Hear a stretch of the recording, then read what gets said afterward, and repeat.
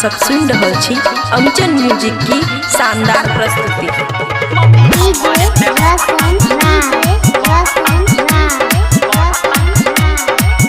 खुशी recording studio बलुआ।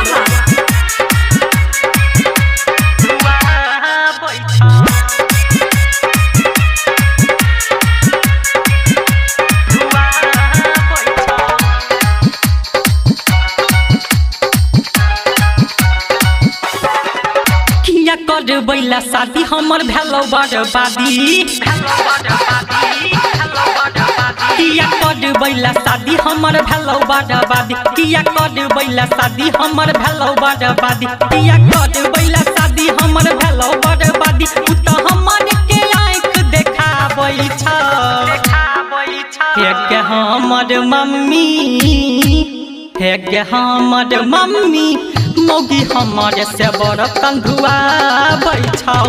हे के हमर मम्मी मौगी हमारे से बड़ कंधुआ बैठाओ। किया कर बैला शादी हमर भेलो बर्बादी, किया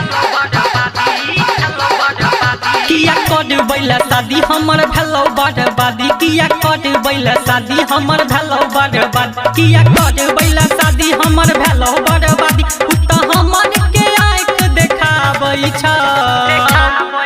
हे के हमर मम्मी, हे के हमर मम्मी मौगी हमारे से बड़ कंधुआ बैठाओ। हे के हमर मम्मी मौगी हमारे से बड़ कंधुआ बैठाओ। हे के हमर मम्मी मौगी हमारे से बड़ कंधुआ बैठाओ।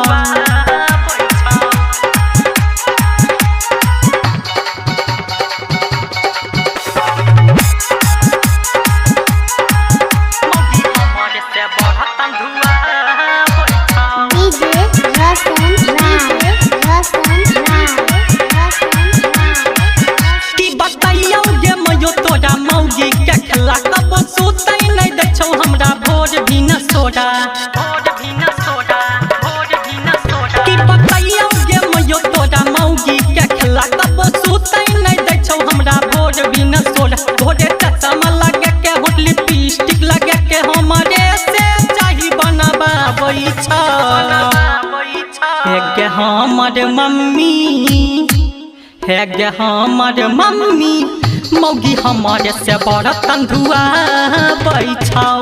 हे गे हमर मम्मी मौगी हमारे से बड़ कंधुआ बैठाओ।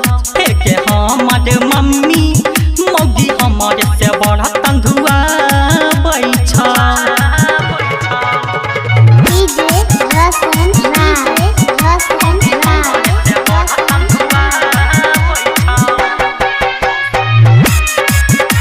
खुशी रिकॉर्डिंग स्टूडियो बलुआ।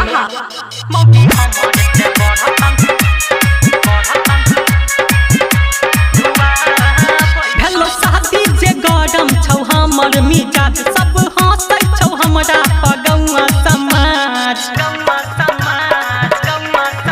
भेलो शादी जे गरम छौ हमर मिजाज, सब हंसै छौ हमरा पगौआ समाज। डॉक्टर राहुल किशन अभ्यसन बिहारी के अंगुरी पमैयो नचाबै छ।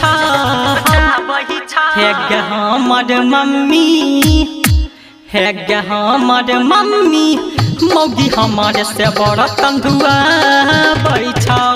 हे गे हमर मम्मी